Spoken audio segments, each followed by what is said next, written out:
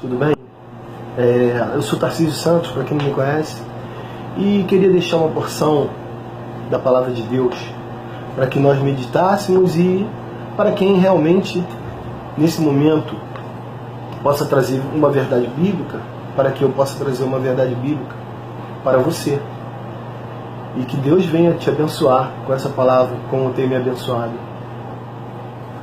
Eu vou falar de João, como eu gosto muito desse evangelho, e vou falar de uma pessoa que é uma pessoa que você precisa conhecer, que é Jesus. Essa pessoa, ela, na realidade, ela é viva na história e ela viva dentro da minha vida. E por muitas vezes a gente fica pensando num Jesus que todo mundo já conhece, mas que é um Jesus histórico. E interessante que quando falam de Jesus, hoje a gente vê muito falarem de Jesus de uma forma muito espetacular. E eu quero mostrar algo para você sobre a natureza de Cristo e sobre como ele era como pessoa. E algumas passagens que eu vou citar, principalmente para enfatizar o que eu quero que você entenda da Palavra de Deus, e eu peço para que o Espírito Santo venha dentro do seu coração inflamar isso, colocar fogo no seu coração em relação a isso.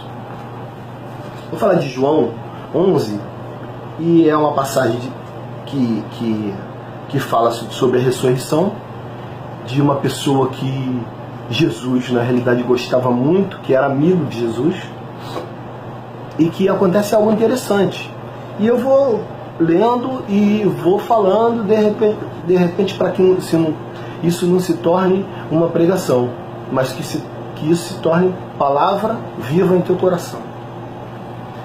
Capítulo 11, 1. Havia um homem chamado Lázaro, e ele era de Betânia, do povoado de Maria e de sua irmã Marta. E aconteceu que Lázaro ficou doente. Maria, sua irmã, era a mesma que derramava perfume sobre os pés de Jesus, e enxugara com os cabelos. Então as irmãs de Lázaro mandaram dizer a Jesus: Senhor, aquele a quem amas está doente, falando de Lázaro. Ao ouvir isso, Jesus disse, na realidade Jesus recebeu esse recado. Jesus estava a uma distância muito grande, se eu não me engano 3 ou 4 dias de lá. E ao ouvir isso, Jesus disse: essa doença não acabará em morte. Jesus falando para os discípulos que seguiam Jesus naquele momento. E é para a glória de Deus, para que o Filho de Deus seja glorificado por meio dela. Ou seja, nesse momento Jesus mostra que tinha controle total dessa situação, falando que essa doença não iria matar Lázaro. Só que as pessoas que andavam com Jesus entenderam errado. Jesus amava Marta, a irmã de Lázaro. No entanto, quando ouviu falar que Lázaro estava doente, ficou mais 2 dias onde estava. Ou seja, Jesus ouve que o amigo dele está doente, tem noção de que aquela doença iria ser reversível, mas mesmo assim ele não vai naquele momento. Ele fica... Na realidade, Jesus tinha um controle total da missão que ele estava fazendo, né? Ele tinha uma missão que ele estava cumprindo cabalmente, e ele não queria deixar aquela missão naquele momento para resolver o problema de um amigo dele, né? Que era um problema que, na realidade, conforme formos lendo, esse problema vai se agravar muito. Depois, é bom enfatizar que, no entanto, quando ouviu falar que Lázaro estava doente, ficou mais 2 dias onde estava. Enfatizar para você que quando você tiver algum problema, alguma coisa que você esteja aflito, pedindo para que Deus resolva, você tem que entender que Jesus, ele tem controle total do tempo. Ele tem controle total do tempo. Ele tem tanta noção do tempo correto de resolver um problema, que a maioria dos problemas, quando vem nas nossas vidas, edificam as nossas vidas. Ainda mais quem conhece Jesus e quem lida com Ele. Então sabe que todos os problemas que você tem, você quer resolver rápido. Quer que ele seja resolvido rápido. E muitas vezes você fica aflito.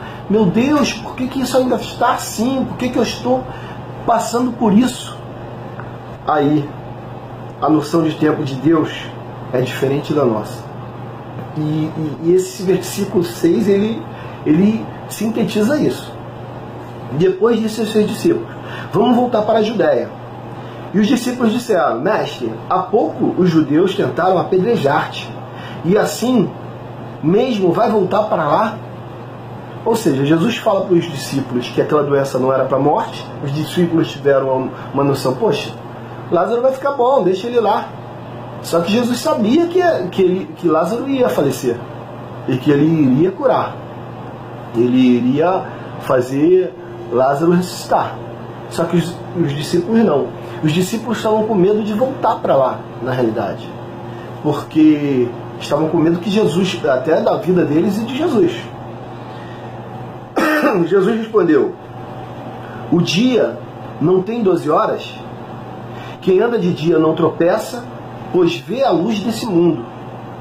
Rapaz, eu te confesso que na primeira vez que eu li esse capítulo de 11, esse versículo ficou meio estranho. O dia não tem 12 horas? Ele perguntando. Quem anda de dia não tropeça, pois vê a luz desse mundo. Jesus estava falando.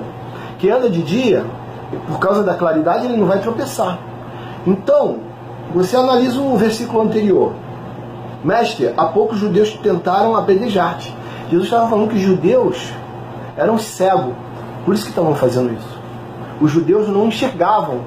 Então, havia necessidade também, que a gente vai ver no final dessa história, que Jesus, muitas pessoas que estavam lá, se convertem. Então esse versículo 9, ele tem a ver com o versículo 8 e quase que, se eu não me engano, quase o 40, 41, 42, que a gente vai ver. E depois de dizer isso, 11, prosseguiu dizendo-lhes: nosso amigo Lázaro adormeceu, mas vou até lá para acordá-lo. Então ele faz mais uma parábola aí. Jesus faz como se fosse uma ironia. Ele adormeceu e eu vou acordar. E nesse momento os discípulos respondem: Senhor, se ele dorme vai melhorar. Aquilo que eu tinha falado antes. Jesus tinha falado de sua morte, mas os seus discípulos pensaram que ele estava falando simplesmente do sono. Disse claramente: Lázaro morreu. Foi a declaração de Jesus. E para o bem de vocês, estou contente por não ter estado lá, para que vocês creiam, mas vamos até ele. Então Tomé, chamado Dídimo, disse aos outros discípulos: vamos também para morrermos com ele. Então, aqui, na realidade, se afirma o que eu estava falando, que eles, ainda mais, eles chegaram à conclusão que, chegando lá, os caras iam pegar eles, iam querer matar eles, porque tentaram apedrejar Jesus anteriormente. Ao chegar, Jesus verificou que Lázaro já estava no sepulcro havia 4 dias. 4 dias. Betânia distava a cerca de 3 quilômetros de Jerusalém. Aqui tem até um comentário que eu coloquei depois, que era um estádio que equivalia a 185 metros. E muitos judeus tinham ido visitar Marta e Maria para confortá-las pela perda do irmão. Quando Marta ouviu que Jesus estava chegando, foi encontrá-lo, mas Maria ficou em casa. Disse Marta a Jesus: Senhor, se tivesse aqui, meu irmão não teria morrido. É interessante isso, que Marta, ela parecia que a Marta tinha fé em Jesus, só que a fé dela era uma fé lógica, era uma fé ligada ao tempo, ligada à compreensão de um ser humano. Não era uma fé que precede o entendimento do ser humano, precede o entendimento do ser, precede ao entendimento da lógica, precede o entendimento da sabedoria, e era uma fé lógica, racional, como a nossa. Mas sei que mesmo agora Deus te dará tudo o que pedires. Olha só, ela ainda enfatiza que se Jesus quisesse, ele poderia fazer qualquer coisa. Que é interessante isso. A gente tem que ter essa coisa de afirmativa, não de positivismo, mas afirmativa de fé, de entender que Deus pode dar a Jesus, ao que a gente pede a Jesus. Deus pode tudo. Disse-lhe Jesus: o seu irmão vai ressuscitar. Aí Jesus faz uma afirmativa. Marta respondeu: eu sei que ele vai ressuscitar na ressurreição, no último dia. Me parece aqui uma compreensão minha, não tem nada a ver com o que eu tenho lido, com o que eu conheço da teologia.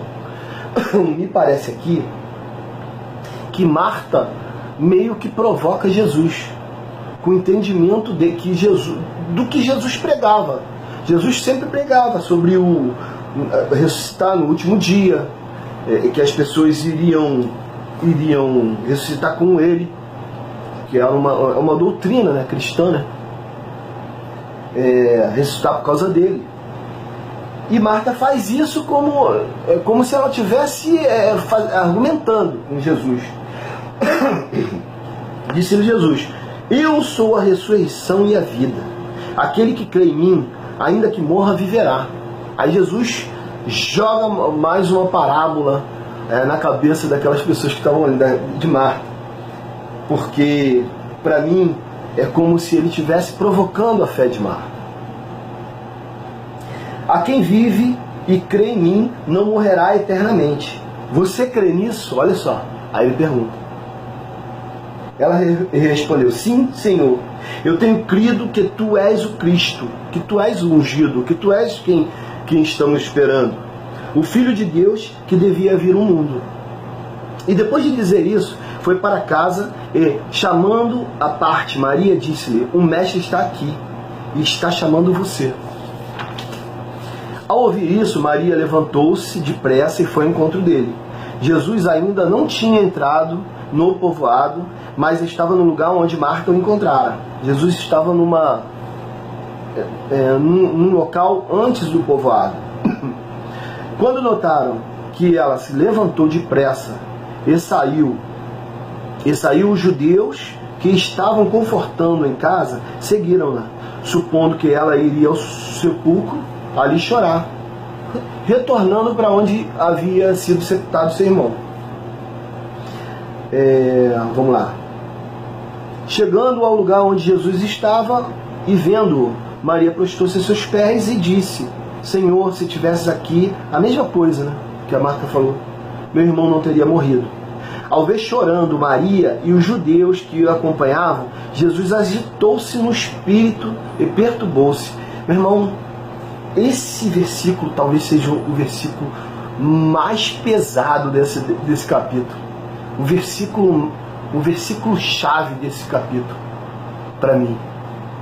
Porque como é que você entende que um Deus pode se agitar em espírito e se perturbar? Como pode um Deus, apesar da gente entender que Jesus tinha duas naturezas, isso se chama união hipostática. Jesus tinha duas naturezas.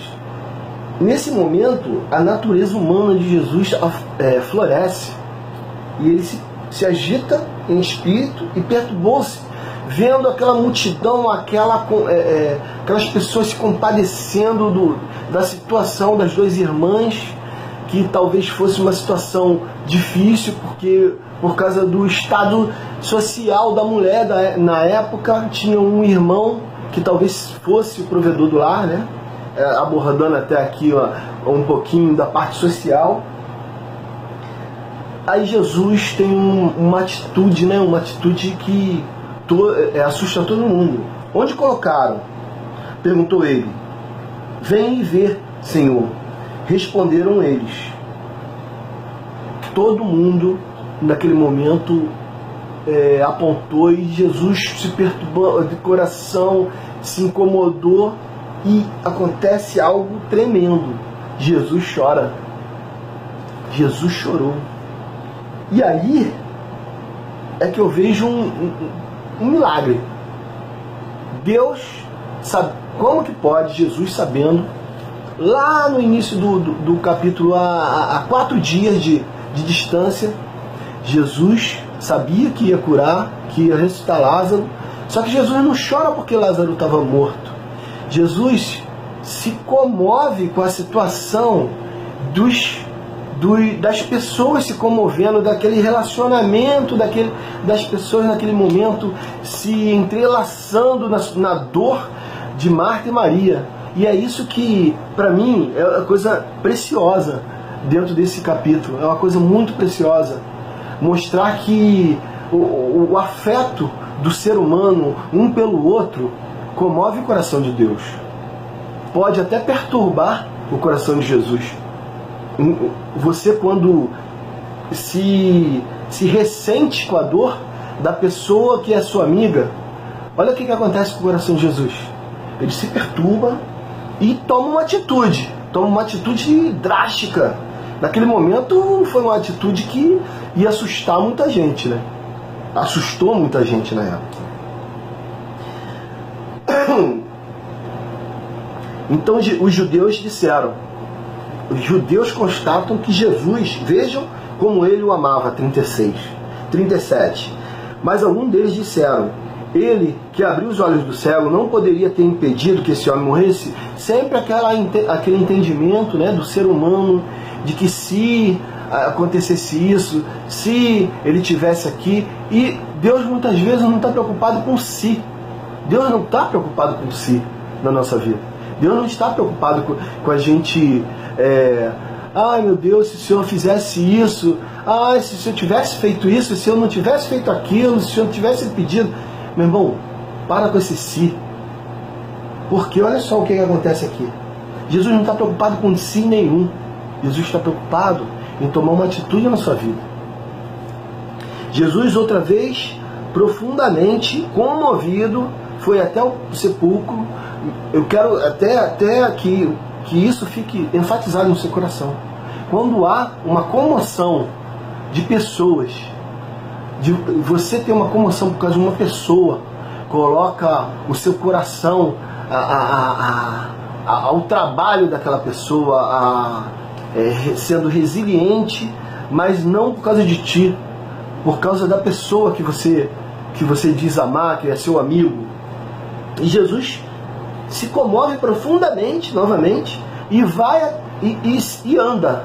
Que é bom enfatizar que quando o coração de Deus ele é comovido, que até teologicamente errado falar isso, que a gente comove o coração de Deus, porque Deus ele não tem sombra de variação nenhuma.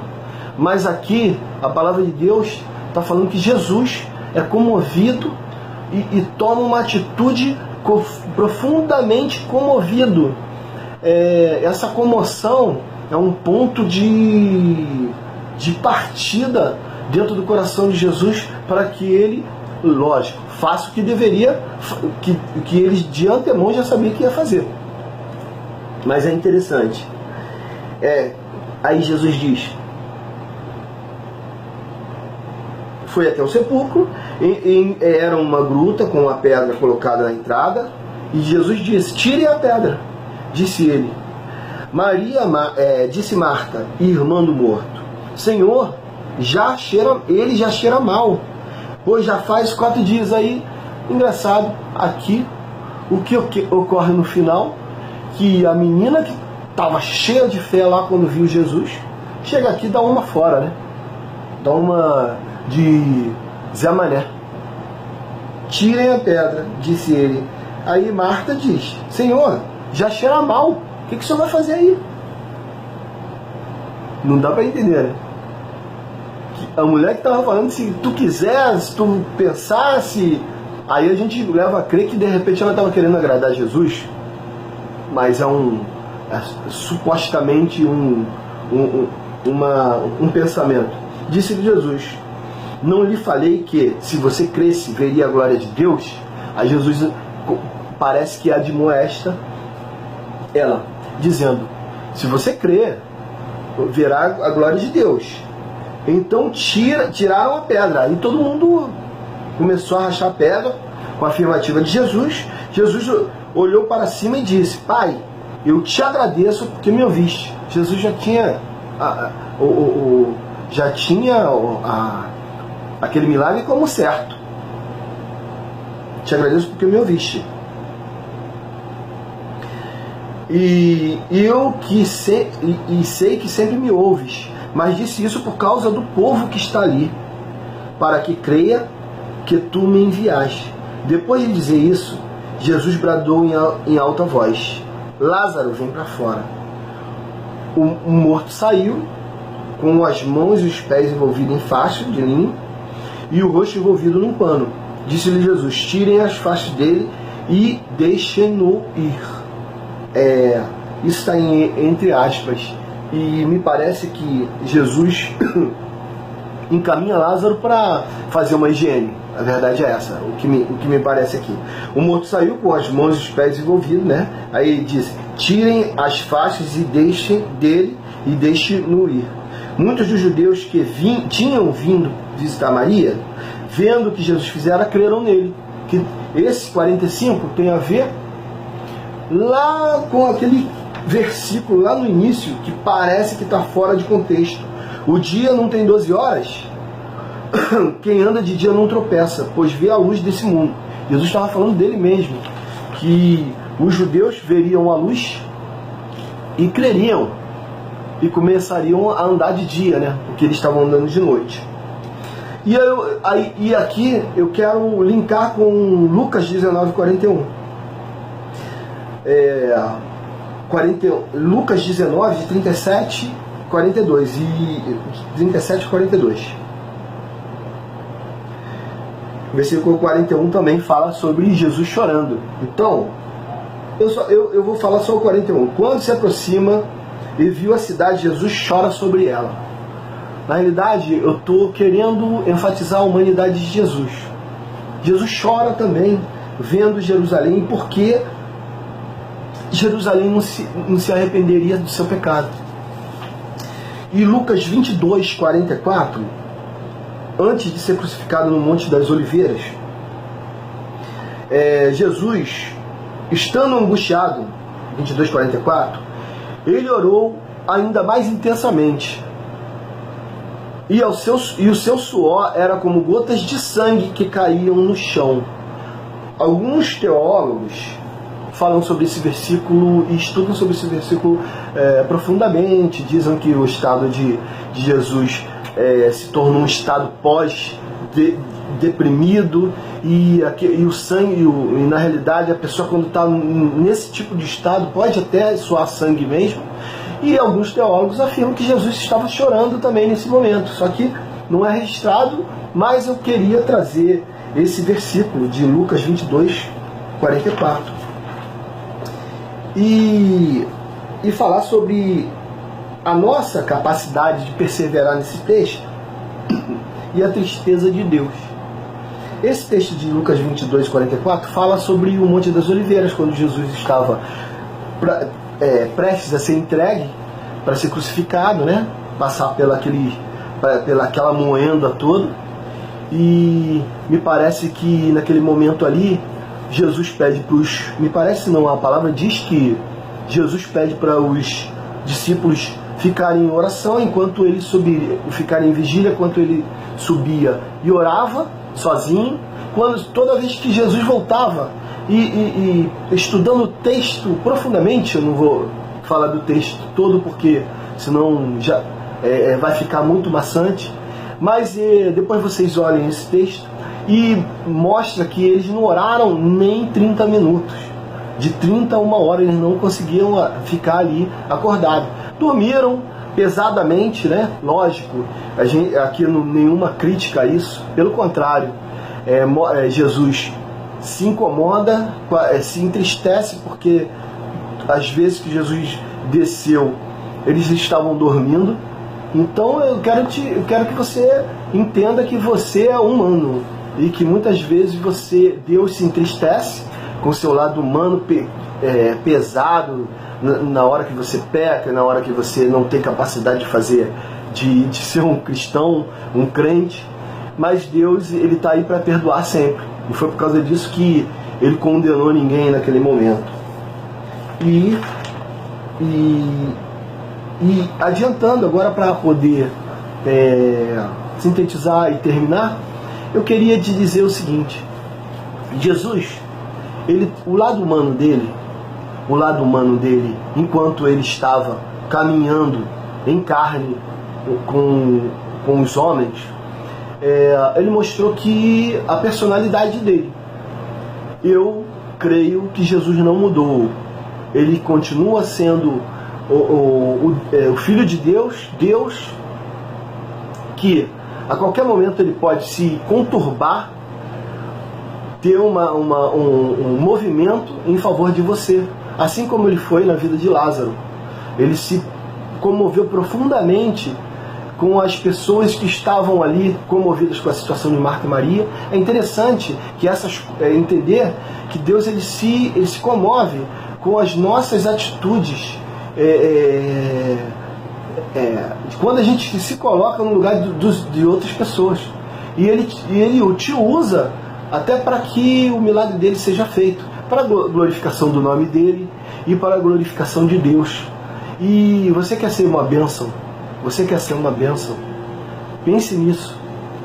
No caso de Lázaro, haviam várias pessoas comovidas com a situação de Marta e Maria, e por causa disso o coração de Deus foi atingido tremendamente, a ponto de um milagre ser feito, um milagre tremendo de ressurreição, né? De ressuscitar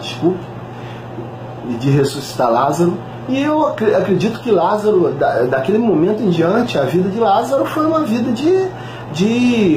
naquele povoado ali, ninguém poderia contestar nada em relação a Jesus, em relação a Deus, em relação à glória de Deus, porque eles conviviam pessoalmente com o milagre vivo. E é bom você entender isso, que quando você se torna um milagre, você é o testemunho vivo para Deus, é o testemunho vivo da ação de Deus na sua comunidade, onde você anda. Então, e hoje, colocando em palavras a humanidade de Jesus, a humanidade de Jesus pode ser atingida pela uma ação sua, pela uma ação do seu coração, pela uma ação de compadecimento seu. O coração de Deus está pronto sempre a se abrir para os problemas dos seres humanos. Nós somos... a palavra de Deus diz que Deus amou o mundo sobremaneira, de uma maneira tão profunda, que deu seu próprio Filho. E o Filho de Deus é Jesus, aquele que hoje, nesse momento, ele está em qualquer lugar que você quiser falar com ele, ele está. Então, meu querido, minha querida, entenda, a vida passa rápido, os anos passam rápido. Deus está pronto a fazer algo tremendo na sua vida. Não só um milagre qualquer, mas um relacionamento pessoal contigo. Que você seja abençoado pelo Espírito Santo de Deus, que Deus possa estar sempre na sua vida, comandando o seu caminho, não deixando com que você siga por caminhos tortuosos. A palavra de Deus, ela clareia qualquer tipo de dúvida em relação à fé. Tenha fé, meu irmão, tenha fé em Deus, em Jesus, que é o único que pode salvar. Eu vou fazer uma oração e após essa oração eu vou deixar um louvor. Senhor Deus e Pai, nesse momento eu te peço que o Senhor venha, primeiramente, pegar essa palavra, esse punhado, Pai, da Tua palavra, esse punhado de versículos que eu li aqui e que falei. Pai, venha colocar no coração dessas pessoas que estão ouvindo agora, das pessoas que precisam de Ti. Venha colocar no coração delas, Pai, a fé, Senhor, a fé que remove o mal, a fé que remove o mau caráter, Pai, a fé que remove as doenças, Pai, a fé que remove o caminho errado, a fé que remove a depressão, Pai, a fé que remove, Pai, o sentimento mal, Pai, a fé que remove, Pai, todas as coisas ruins, Pai, e a fé que traz felicidade no coração e que traz paz nas famílias, Pai. É isso que eu te peço, Pai, que o Senhor venha fazer com que essa fé seja uma fé duradoura, Pai, e que promova dentro do coração de todos, Pai, de todas as pessoas que estão aí ouvindo, Senhor, que o Senhor promova no coração delas, Pai, a salvação, principalmente a salvação. Em nome de Jesus. Amém. Seja abençoado, irmão.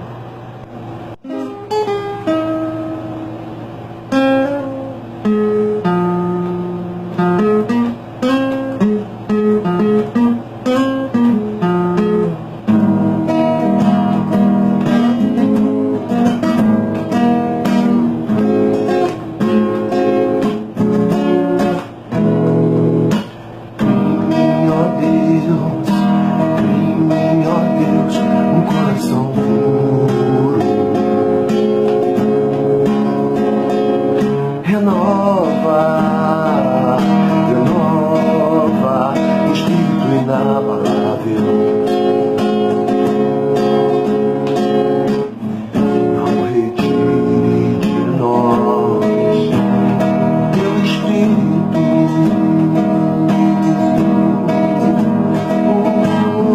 Não retire de mim o teu Espírito.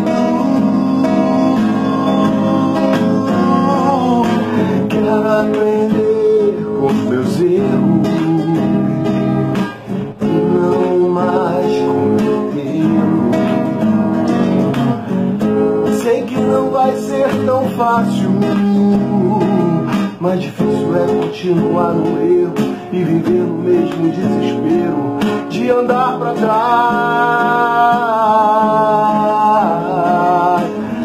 Eu quero ser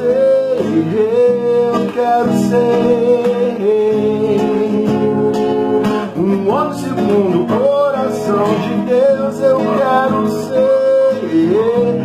quero ser um homem segundo o coração de Deus. Ó Deus, um novo coração. Renova o Espírito inabalável. Não retire de nós, não retire o teu Espírito. Não retire de mim o teu Espírito. Quero aprender com meus erros, não mais cometê-los. Sei que não vai ser tão fácil, mas difícil é continuar no erro e viver no mesmo desespero de olhar pra trás. Eu quero ser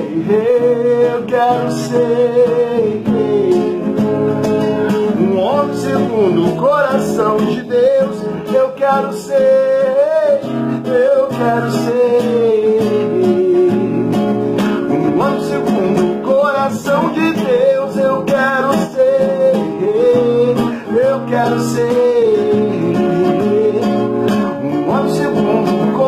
coração de Deus.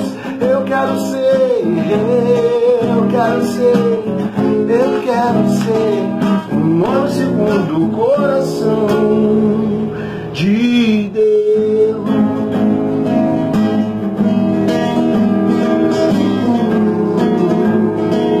Um homem segundo o coração de Deus, de Deus, de Deus.